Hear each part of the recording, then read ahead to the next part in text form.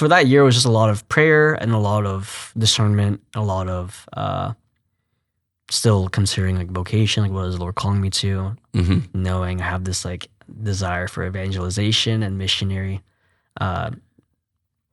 spirituality. And so towards the end of my year and a half or so with Adore Ministries, I decided to take a step back from Adore. I started leaving. I don't know why I said it like that. Like, take a step back. No, I was leaving Adore with the intention of pursuing more deeply a call to religious life. And so, so it was still there, even though you heard that no when you were. Yeah, like I discerned that no was definitely a no to now and a no to like that moment and no to Legion.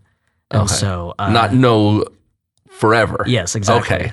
And so during my mission year with Adore, I had gone on a visit with two different communities, one being the Servants of Christ Jesus. They're based out of Denver. They're a baby community, but I love them. One of their priests was my spiritual director for my 8-day silent retreat. Throughout that entire year, I love them. His name is Father James Claver. And then the other community I visited was this Franciscan Friars of the Renewal, who are very popular because of their podcasts and Ascension Presents. Yes. So I left Adore with the intention of pursuing this like genuinely. And so I did two come and sees with the Franciscan Friars of the Renewal. Stayed there 2 different trips, 5 days each, and then eventually went on a 30-day silent retreat in the summer. Wow. So this is I think going into 2019, I did a second visit with the CFRs. And then in the summer, I heard, because I was on their newsletter, the Servants of Christ Jesus, they were doing a 30-day silent retreat, opened it up to any men that wanted.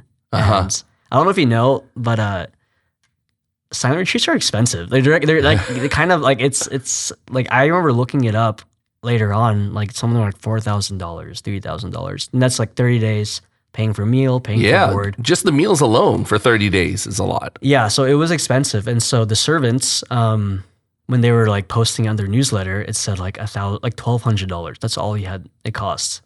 Because they're mendicants, meaning they don't like people. They just take donations, and so people were donating money, and then them not having any money, just like contacted retreat centers in like the area or like in the United States and tried to find the cheapest one. I think is how it worked, and what would work for the 30 days. And so the retreat center they found was in Utica, New York, and then meals were cooked by us.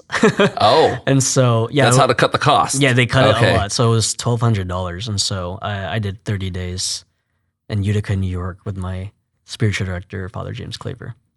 Wow. Yep. And then you're not a priest now. I'm not a priest now. No. What happened? Well, I mean, I went to the 30 day with the intention of, like I need that vocational clarity, but even like reflect. And if you've ever have you ever gone on a silent retreat? Yes, I have. Not a 30-day one though. Yeah, like even now, like my 8-day silent retreat and my 30-day, I still reread my journal and I still pray with it. And so I'm even looking back at it now. Like I think the biggest thing the Lord wanted, more than anything, was more healing. Because I remember like that first week, this is spiritual exercises, a lot of silence. It was just, the Lord's just like let's open up that stuff that you're still hiding from.